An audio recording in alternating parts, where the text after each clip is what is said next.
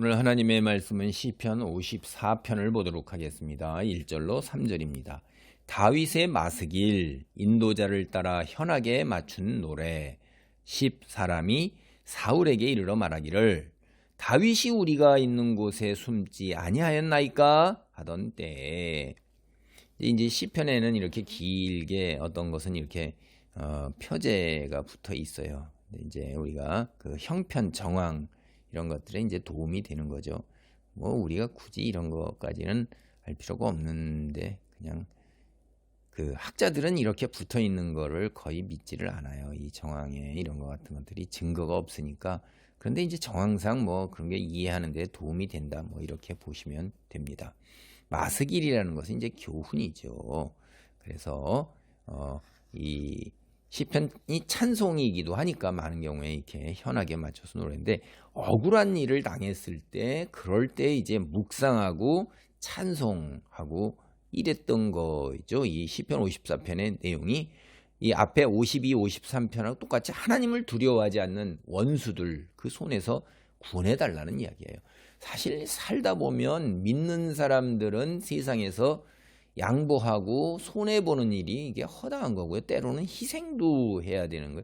그게 이제 믿는 사람의 거룩한 삶의 모습이지, 세상 사람처럼 똑같이 뭐 그냥 맞서가지고 대들고 그렇게 하면 예수님이 오셨을 때 예수님이 기적으로 그냥 다 마을 동네를 다 하늘에서 소돔과 고모라처럼 불살라버리죠. 뭐 로마 제국 한순간에 다 날려버릴 수 있는데, 그러지 아니하시고 묵묵히 어린 양처럼, 도살장에 끌려가는 양처럼 다 감당하셨어요. 우리 억울한 일 참으로 많이 당할 겁니다. 믿지 않는 자들도 세상에 힘이 없고 돈이 없고 학식이 없으면, 제대로 알지 못하면 그 전문가들이나 권세 있는 자들에게 얼마나 무시받고 조롱당하고 밟힙니까? 그런데 거기에 뭐 믿는 사람들은 더 말할 것도 없죠. 공중권세 잡은 자들과 그 추종자들이 어디 대적하는 그 무리들을 가만두겠습니까? 그러니까 그런 것들이 오면 당연한 거로 우리는 여겨야 되는 거예요. 내 자존심을 세우고 속상해하고 힘들어하고 막 감정상하고 그렇게 하면 그거는 믿는 자의 그 모습이 아닌 것입니다. 굉장히 어렵죠. 우리도 똑같은 인간인데 왜 그렇게 속상하고 힘들고 고통스럽지 않겠어요? 그래서 우리가 하나님께 부르짖는 겁니다. 이게 시편 52, 53, 오늘 54편도 그러는 거예요. 보실래요? 이게 하나님이여 주의 이름으로 나를 구원하시고 주의 이름으로 나를 변호하소서. 응? 남에게 억울하고 원통한 일을 당했어요. 근데 그들이 되게 다 말로 쏘는 거잖아요. 그 악한 것들의 공격은 거의 90%가 말이라 이 말이에요. 내 힘으로 도저히 해결할 수 없는 거예요. 감당할 수가 없는 거예요. 반박할 수가 없는 거예요. 그 가슴을 도려낸 듯한 그 말, 내 심장과 폐부를 도려낸 듯한 내 가슴에 와서 꽂히는 그 말 때문에 내가 정신이 없고 눈물이 앞을 가리지 않는 거예요. 낙담하는 거예요. 그래, 하나님께 도와달라고 호소를 2번 있는 거. 구원하소서, 변호하소서 이러는 거예요. 하나님께 도움의 손길을 뻗쳐달라고, 나를 붙잡아달라고 이렇게 하는 게 아니라, 직접 하나님 직접 역사하시옵소서, 개입하시옵소서, 임재하시옵소서 이러는 거예요.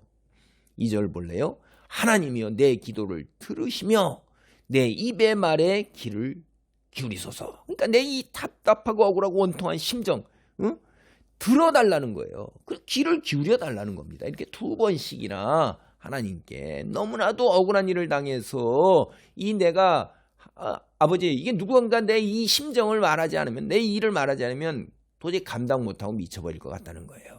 예.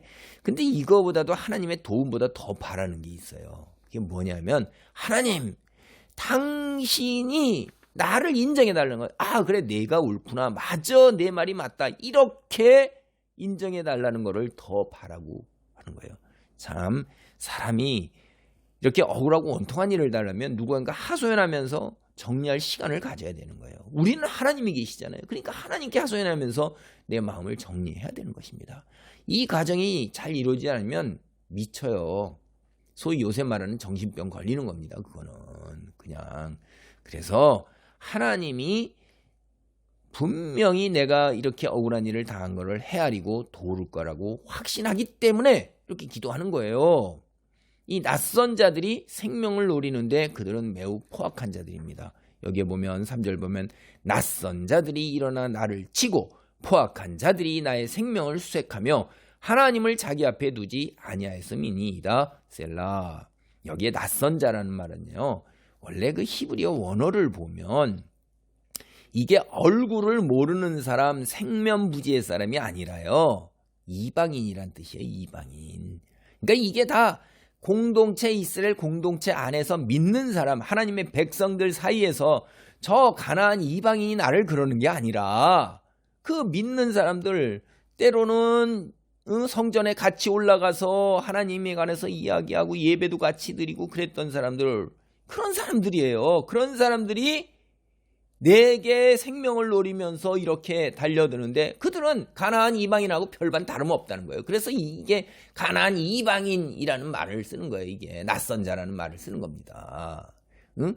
내가 앙심을 품을 만한 해코지를 당한 사람, 내게 앙심을 품은 그런 사람에게 해코지를 당하면 그 내가 잘못했잖아요. 그러니까 내게 앙심을 품었으니까 내가 그 값을 받는 게 맞는 거죠. 그것도 아닌데 참으로 억울하고 황당한 거예요.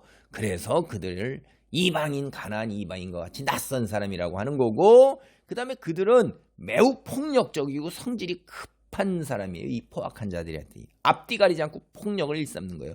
이런 사람하고는요, 말 섞지 말고 자리 같이 하지 말고 앞에 대결하지 않고 피하는 거예요. 그게 제일 올바른 방법이에요. 그들에게 무슨 이성이, 논리가, 말이 이런 게 통할 리가 없는 거예요. 그런 벽보다도 더한 건데 거기다 내가 뭔 얘기를 아무리 따져보고 뭐 논리적으로 얘기해봐야 무슨 소용이 있겠어요. 다 소용없는 겁니다. 그냥 그들 대하지 아니하고 하나님께 억울함을 호소하는 거예요. 그게 이 사람, 이 시편 여기서도 굉장히 잘하고 있는 거예요, 이게. 그리고 그들은 얼마나 나를 이렇게 해하려고, 내 생명을 찾으려고 열심인지 수색하고 치고 이렇게 하는 거예요. 이게 일어나서 수색한다 이 말이에요. 얼마나 열정적이에요. 그냥 내버려 두면 되는데 굳이 이렇게 일어나 가지고서 낯선 자들이 일어나서 나를 치고 그리고 수색하고 다 곳곳이 다 뒤지고 다니는 거죠. 여러분, 이걸 보면 우리가 앞에 표제에서 10지역에 사는 사람들이 사울이 수도를 어디로 삼냐면 기브아예요. 거기까지 사무엘상 23장 19절하고 1절을 보면 두 차례씩이나 그 먼 길을 찾아갖고 다윗이 어디 숨어 있는지를 알리는 거예요. 근데 대부분의 다 지역 사람들은 다윗이 어디를 기점으로 해서 어떻게 돌아다니고 있는 거 그거 다 아는 거예요. 왜 그러냐? 다윗의 인솔이 수천 명이나 되기 때문에. 그래도 얘기 안 하고 입 다물고 가만히 있는데 이 10지역 사람들은 이 여기에 있는 자들처럼 포악한 사람들이고 낯선 이방인하고 똑같은 거예요. 굳이 그 먼 길을 찾아가지고선 하나님께서 왕으로 세우신 다윗 이거 다 알고 있는 거예요. 그런데도 그걸 갖다가 현실 세계에서 사울에게 빌붙어가지고선 뭐 먹거리라도 뭐 떨어질 거라도 이득이라도 좀 볼까 하고 거기 찾고 귀 세우고 딸랑딸랑 해가면서 입술을 놀려가지고 이렇게 다윗을 고자질하고 있는 것입니다. 하나님을 보호하려 해하시는 사람, 보호하는 사람을 해하려는 사람, 이런 도대체 누구예요? 가나안 낯선 자 이방인처럼 하나님과 함께하거나 하나님께 자기 자신을 맡기고 인도하심을 구하는 사람이 결코 아니라는 거예요. 그들이 하나님께 나와서 같이 예배를 성전에 드린다 할지라도 그들은 하나님을 자기 앞에 두지 않는 사람들이에요. 하나님과 하나님의 말씀을 우선순위에 두지 아니하고 세상에서 눈에 보이는 거, 돈과 권력과 사람들의 위에 올라서서 위세 부리는 거, 자기 잘난 척 드러내는 거, 박수갈채 맞는 거, 자기 학식 자랑하는 거, 지위 자랑하는 거, 그리고 주변에 권력자들 돈 있는 사람이 붙어서 떨어지는 거 받아먹는 거, 이런 거 우선순위에 두는 사람들이에요. 그러니까 세상 사람들이죠, 그게. 그래서 하나님보다 사람을 더 두려워하고 그들로부터 더 무언가를 얻기를 바라는 사람들이에요. 만약 하나님 두려워하는 사람이면 절대로 사울 찾아가서 다윗이 숨어있다고 고자질하는 이런 십사람 같은 행태, 그것도 일부러 찾아가야 돼요. 뭔 거래요. 이런 거 안 한다 이 말이에요. 그냥 그런 거예요. 오늘날 여러분 교회에 이런 사람 많습니다.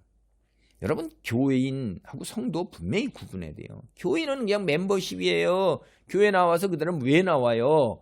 자기의 번영과 세상에서의 형통과 재물, 건강, 명예 뭐 이런 거 구하는 거죠. 부적이에요, 부적. 교회 나와서 예배드리고 헌금하는 게 부적이라는 말이에요. 지성 드리면 하나님이 반대로 뭔가가 쏟아 부어줄 거다. 새벽기도 나오고 뭐 열심히 하고 봉사하고 다 하면 반대급부로 하나님께서 나를 축복하시고 형통케 하시며 내 가족, 가정 이거 다 이렇게 세우실 거다. 거래 이런 거예요. 샤머니즘적 생각 속에서 있으면서도 빠지지 못하고 마치 그렇게 하면 복을 받을 것이다. 축복합니다. 축복합니다. 축원합니다. 이런 거 하는 거예요. 그리고 은혜 받았습니다. 이렇게 하고 끝나는 거죠. 뭐가 은혜예요? 뭐가 축복이에요? 성경은 대부분 영적인 축복을 얘기해요. 세상에서의 물질적인 거 이런 거 아주 적은 부분만을 얘기하는 것입니다. 신앙은 악됨을 하는 게 아닙니다. 액땜하는 게 아니에요. 이 희생하고 우리가 양보하고 손해봐야 되는 거예요. 자존심 내려놓고 목을 내놔서 짓밟히는 자리에 있으면서도 감사함으로 나가야 하는 거예요. 얼마나 될까요? 이런 사람을 성도라 부르는 것입니다. 하나님은 하늘에서 과연 그런 자들이 있는가 찾아보는데 안타깝게도 구약 성경에서는 하나도 없으니 하나도 없도다. 이렇게 얘기하는 거예요. 예레미야가 예루살렘에 한 명 있는가 찾으러 갔다. 한 명도 없어서 절망하는 게 그게 예레미야서예요. 여러분은 오늘 어떤 시대에 살고 있어요? 예수님이 오신 이후로 사랑의 시대예요. 여러분이 예레미야가 찾는 단 한 사람입니까? 아브라함이 소돔과 고모라에서 10명 찾으려고 그랬는데 10명 찾았습니까?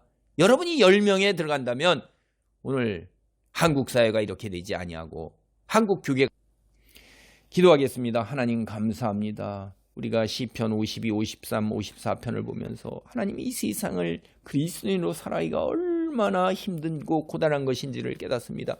그것이 예나 지금이나 다름이 없습니다. 수천 년 전에도 하나님 앞에 이렇게 억울함을 토로하는 이것이 오늘날 똑같은 상황이 벌어집니다. 주여 내 삶의 자리에서 하나님께 미주알 고주알 다 아뢰면서 하나님께서 내게 주시는 힘으로 이 땅을 살아갈 수 있도록 도우소서.